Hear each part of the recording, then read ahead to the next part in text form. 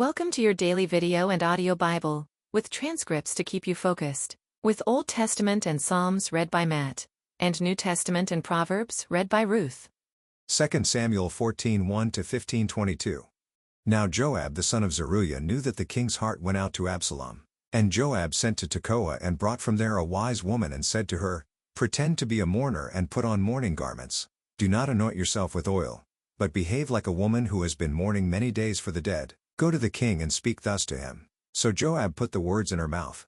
When the woman of Tekoa came to the king, she fell on her face to the ground and paid homage and said, Save me, O king. And the king said to her, What is your trouble? She answered, Alas, I am a widow, my husband is dead, and your servant had 2 sons, and they quarreled with one another in the field. There was no one to separate them, and one struck the other and killed him. And now the whole clan has risen against your servant, and they say, Give up the man who struck his brother, that we may put him to death for the life of his brother whom he killed. And so they would destroy the heir also. Thus they would quench my coal that is left and leave to my husband neither name nor remnant on the face of the earth. Then the king said to the woman, Go to your house, and I will give orders concerning you. And the woman of Tekoa said to the king, On me be the guilt, my lord the king, and on my father's house, let the king and his throne be guiltless. The king said, If anyone says anything to you, bring him to me, and he shall never touch you again. Then she said, Please let the king invoke the Lord your God, that the avenger of blood kill no more, and my son be not destroyed. He said, As the Lord lives, not one hair of your son shall fall to the ground. Then the woman said, Please let your servant speak a word to my lord the king. He said, Speak. And the woman said, Why then have you planned such a thing against the people of God? For in giving this decision the king convicts himself, inasmuch as the king does not bring his banished one home again. We must all die. We are like water spilled on the ground, which cannot be gathered up again. But God will not take away life, and he devises means so that the banished one will not remain an outcast. Now I have come to say this to my lord the king because the people have made me afraid, and your servant thought, I will speak to the king. It may be that the king will perform the request of his servant.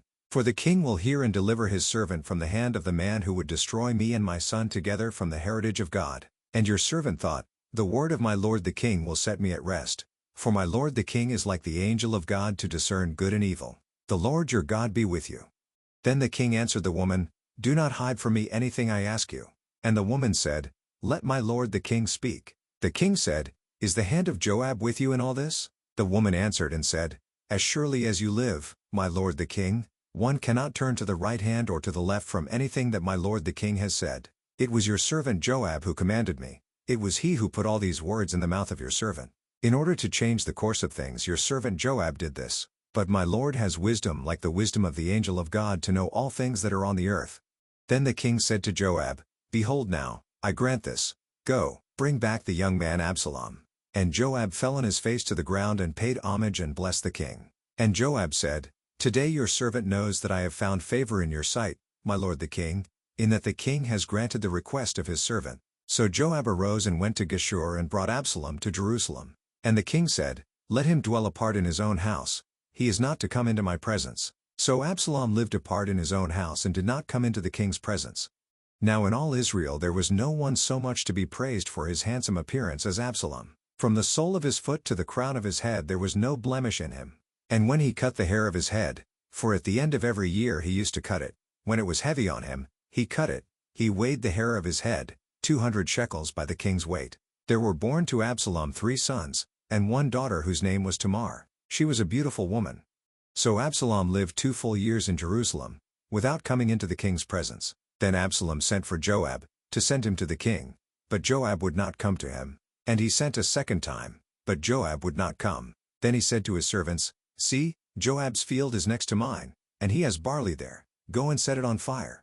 So Absalom's servants set the field on fire. Then Joab arose and went to Absalom at his house and said to him, Why have your servants set my field on fire? Absalom answered Joab, Behold, I sent word to you, Come here, that I may send you to the king, to ask, Why have I come from Geshur? It would be better for me to be there still. Now therefore let me go into the presence of the king, and if there is guilt in me, let him put me to death. Then Joab went to the king and told him, and he summoned Absalom. So he came to the king and bowed himself on his face to the ground before the king, and the king kissed Absalom. After this Absalom got himself a chariot and horses, and 50 men to run before him. And Absalom used to rise early and stand beside the way of the gate. And when any man had a dispute to come before the king for judgment, Absalom would call to him and say, "From what city are you?" And when he said, "Your servant is of such and such a tribe in Israel," Absalom would say to him, "See, your claims are good and right, but there is no man designated by the king to hear you."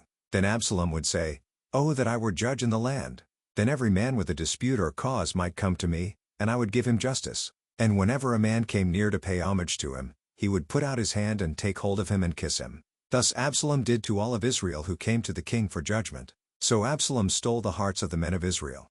And at the end of 4 years Absalom said to the king, "Please let me go and pay my vow, which I have vowed to the Lord, in Hebron. For your servant vowed a vow while I lived at Geshur in Aram, saying, If the Lord will indeed bring me back to Jerusalem, then I will offer worship to the Lord." The king said to him, "Go in peace." So he arose and went to Hebron.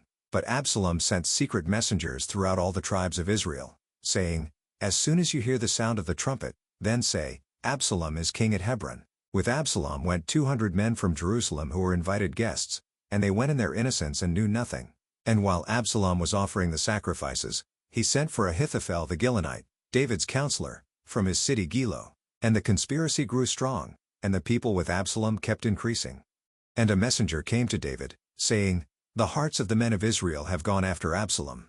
Then David said to all his servants who were with him at Jerusalem, "Arise, and let us flee, or else there will be no escape for us from Absalom. Go quickly, lest he overtake us quickly and bring down ruin on us and strike the city with the edge of the sword." And the king's servants said to the king, "Behold, your servants are ready to do whatever my lord the king decides." So the king went out, and all his household after him. And the king left 10 concubines to keep the house. And the king went out, and all the people after him, and they halted at the last house. And all his servants passed by him, and all the Kerethites, and all the Pelethites, and all the 600 Gittites who had followed him from Gath, passed on before the king. Then the king said to Ittai the Gittite, "Why do you also go with us? Go back and stay with the king, for you are a foreigner and also an exile from your home. You came only yesterday, and shall I today make you wander about with us, since I go I know not where? Go back and take your brothers with you, and may the Lord show steadfast love and faithfulness to you."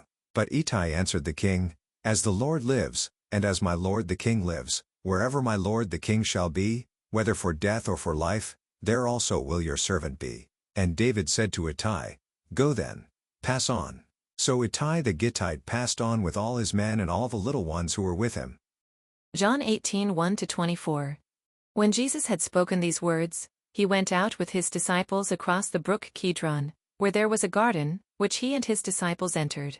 Now Judas, who betrayed him, also knew the place, for Jesus often met there with his disciples. So Judas, having procured a band of soldiers and some officers from the chief priests and the Pharisees, went there with lanterns and torches and weapons. Then Jesus, knowing all that would happen to him, came forward and said to them, "Whom do you seek?" They answered him, "Jesus of Nazareth." Jesus said to them, "I am he." Judas, who betrayed him, was standing with them. When Jesus said to them, "I am he," they drew back and fell to the ground. So he asked them again, "Whom do you seek?" And they said, "Jesus of Nazareth." Jesus answered, "I told you that I am he. So, if you seek me, let these men go." This was to fulfill the word that he had spoken, "Of those whom you gave me, I have lost not one." Then Simon Peter, having a sword, drew it and struck the high priest's servant and cut off his right ear. The servant's name was Malchus. So Jesus said to Peter, "Put your sword into its sheath. Shall I not drink the cup that the Father has given me?"